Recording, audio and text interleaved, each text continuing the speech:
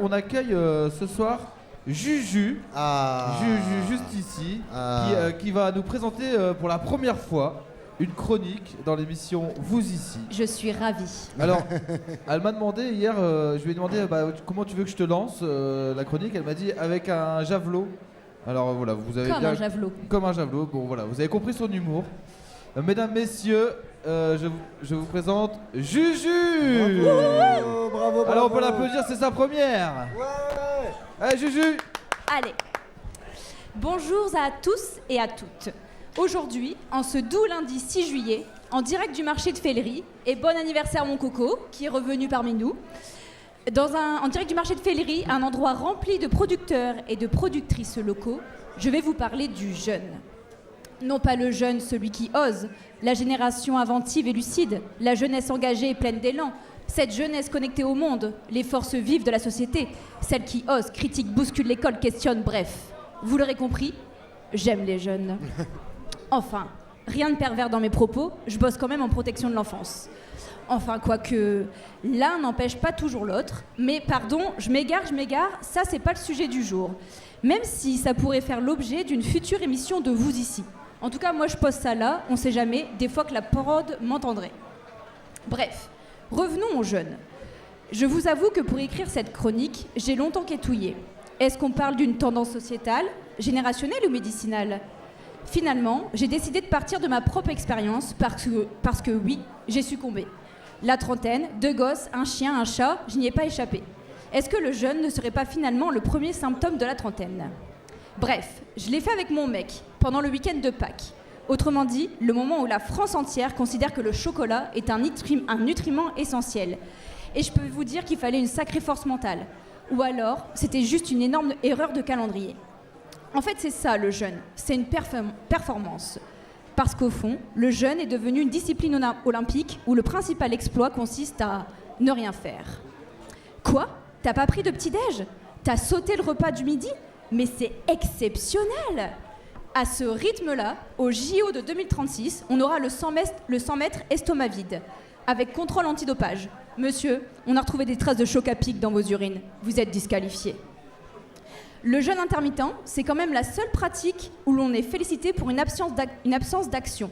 Imaginez si on appliquait le principe partout, genre au travail. Bravo Jean-Mich, ça fait 16 heures que t'as pas répondu à un seul mail.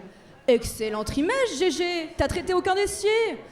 Bref, finalement le jeûne, c'est peut-être le seul domaine où ne rien foutre améliore ton image.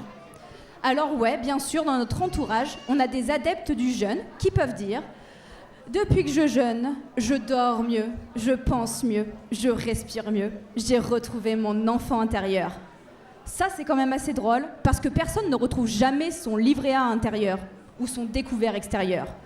Moi, en tout cas, la seule chose que j'ai retrouvée, c'est mon caractère de quand j'avais 2 ans. J'avais faim, j'ai pleuré et j'avais envie de mordre des gens. Bref, vous l'aurez compris, chez nous, ça n'a pas trop bien marché. Surtout pour mon mec. Voyez un homme malade ? Bah là, c'était pire.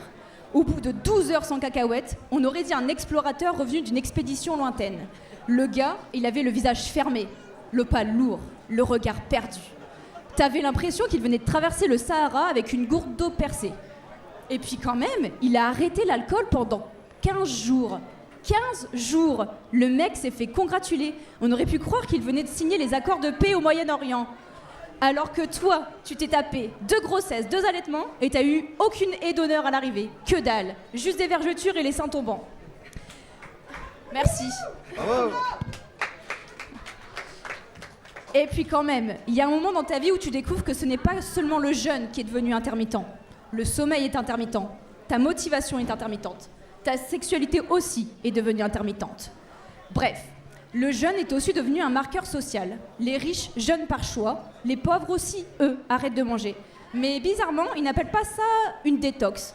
Ils appellent ça être le 15 du mois. Parce que dans notre belle société, tout dépend de ton compte en banque. Si tu as de l'argent, ne pas manger, c'est une démarche de bien-être. C'est « je laisse mon système digestif se régénérer ». Si t'es fauché, ton système digestif se régénère tout seul, mais personne ne t'applaudit. Pour les plus riches, le jeûne est un choix conscient, accompagné d'une appli, d'une montre connectée et d'un podcast sur l'optimisation cellulaire. Pour les plus pauvres, ne pas manger, c'est surtout optimiser la date du prochain découvert. Il faut reconnaître que notre époque adore les privations volontaires. On paie pour dormir moins dans des stages de développement personnel, on paie pour respirer, on paie pour faire des retraites où l'on ne parle pas. Maintenant, on paie même des applications qui vous félicitent de ne pas manger. C'est pas beau le progrès quand même? Alors que pour les personnes fauchées, ne pas manger, c'est pas une retraite spirituelle. C'est parfois choisir entre payer EDF ou remplir le frigo. C'est compter les pièces avant de compter les calories. C'est sauter un repas pour que son enfant, lui, puisse manger. C'est fou quand même. Le capitalisme a réussi à transformer un manque en produit de luxe. Bientôt, on pourra voir des pubs genre « Découvrez l'expérience authentique de la précarité. Vivez l'expérience du manque, mais en pleine conscience. 3 jours sans manger, 2 nuits sans chauffage. Le tout accompagné par un coach bien-être, une playlist zen et un tapis de yoga recyclé. » Alors oui, le jeûne peut avoir un intérêt pour certaines personnes, dans certaines situations, avec un avis médical quand c'est nécessaire. Mais c'est pas une formule magique. C'est pas parce que tu manges rien jusqu'à midi que ta raclette de la veille est requalifiée en salade composée. Alors moi, plutôt que de viser l'évolution spirituelle, je vais faire un truc beaucoup plus radical. Je vais aller boire une bière et manger une fougasse de chez Tartinérante. Et je vais soutenir les producteurs locaux, parce qu'au moins eux, leur concept est clair. Ils essaient de nous faire manger et pas de nous convaincre que c'est révolutionnaire de ne pas le faire. Et comme on dit dans le milieu, merci de m'avoir écouté. Ouais, Bravo. bravo Juju. Bravo Juju. J'aimerais pas être ton mec hein, quand même. Ah parce que, oui, c'est quand même ah, ça a balancé du dossier. Ouais, vous pouvez nous rejoindre si vous voulez bien. Merci Juju pour cette belle première chronique. Ça a Ouais. été? Ouais, ça va mieux maintenant. Ouais, ça va mieux quand...